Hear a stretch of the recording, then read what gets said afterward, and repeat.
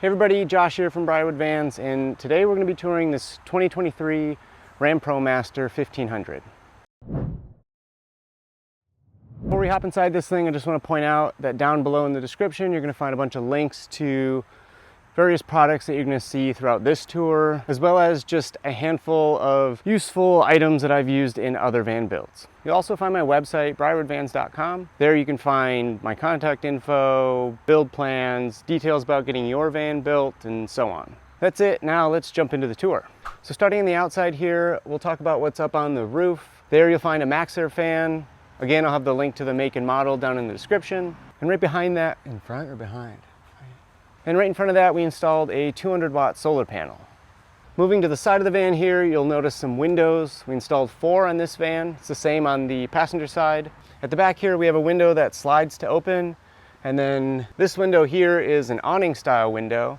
So you can actually undo a couple latches and pop this thing out. Now this window sort of comes in like a kit, and it includes like a window frame that has both a blackout shade as well as a bug screen. And lastly, on the outside here, you're going to find the shore power plug just in front of the rear tire. Now we can hop over to the passenger side slider door and take a look at what's on the inside. So this was a special request from the client, and I'm pretty happy with how everything came together. So it's fully sealed all the way around the perimeter, and then all the large openings, of course, are covered by bug screens. And then even the openings in the back of this cabinet here, which houses the fridge, those are covered with the bug netting as well, but also allows to have venting for that fridge inside the cabinet. Over on the other side, down here in the corner, is just a little 3-prong outlet that you can use when you turn on the inverter, which we'll cover in just a little bit.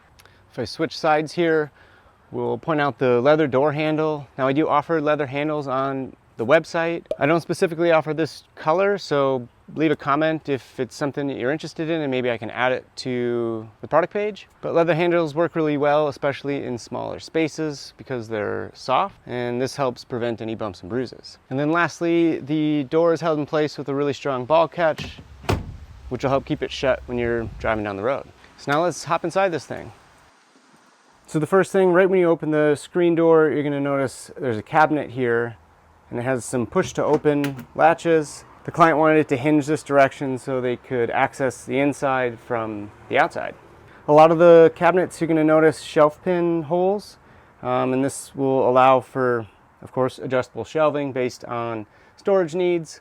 Now, along with shelf pin holes are shelf pins, and metal shelf pins could maybe begin to rattle, but there are a couple other options. They make shelf pins with rubber sleeves, and they also make some shelf pins that have a small pilot hole that will let you secure the shelf to the pin once you have everything adjusted where you want it.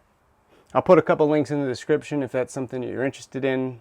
To get this cabinet in here, it was a pretty snug fit, and so we opted for no handle so that the door could clear, and that's why we went with the push to open hardware. So once we step into the van and close the screen door, we'll go over a few things surrounding the passenger seat. First off, it is a swivel seat, so it'll flip around 180 degrees. And down here, this little footrest also doubles as a little storage compartment.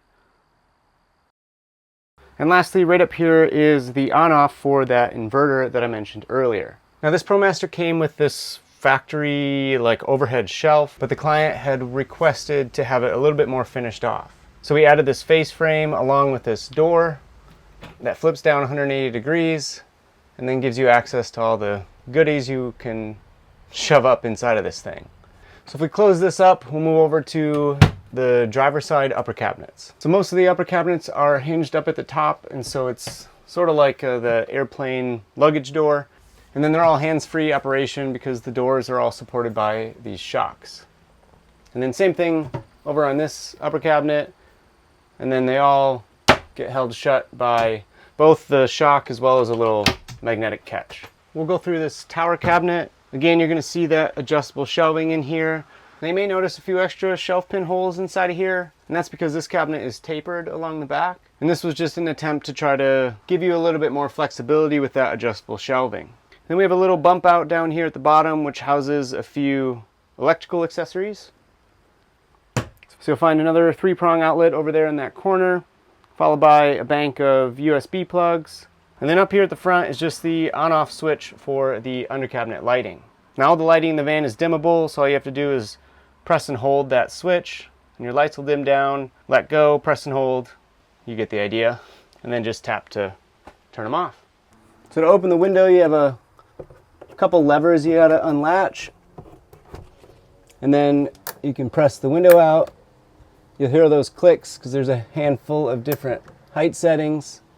And then to close it up, you just bring it back down, re-engage those latches, and then the bug screen and the blackout shade just click together.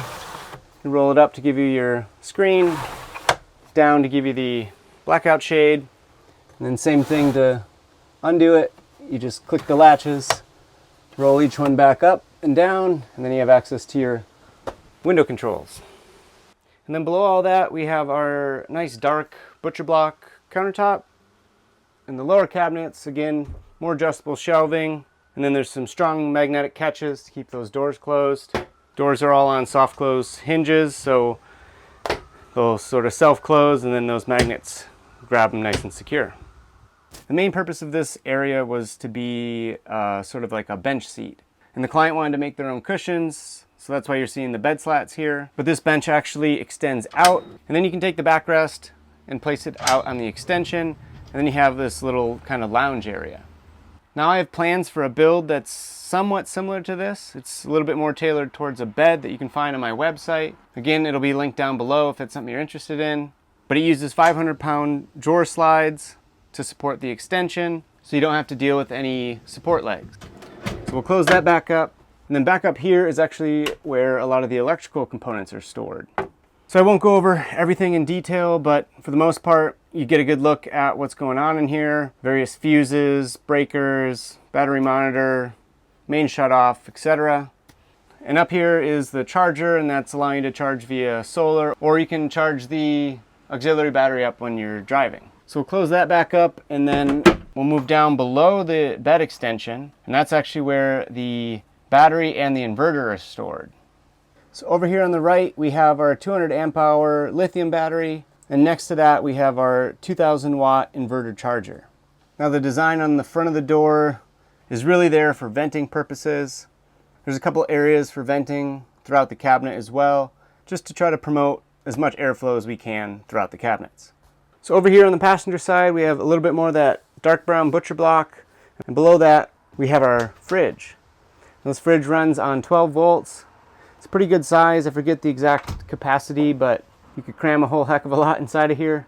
And when you close it, the handle itself does have a catch so it won't open, but you can also flip this little lever over, and that's really going to keep it secure and prevent stuff from falling out of the fridge. Above that, we have a couple more of those dimmable on-off switches. The first one here is for the ceiling lights, and then the next is for the under cabinet lighting for the passenger side upper cabinet. Just like the driver's side, we have that strut that keeps it open. Close it up, has that magnetic catch to keep it secure. Pop that light off, and we'll go over the last upper cabinet, which is at the back of the van, up above where the bed sits. You have to excuse my little tiny workshop in the background, but back up here we have this big open storage cabinet. The client owns some bins that they wanted this size to fit, and then on each side of the open bin we have a couple small little cabinets to tuck away any of those little odds and ends. The last little thing up here at the front, underneath where the bed sits, is this open area where the client plans to keep the dog bed. It sort of goes back a little ways and then over to the left, but it's a pretty good amount of room, and it's easy access for the pup.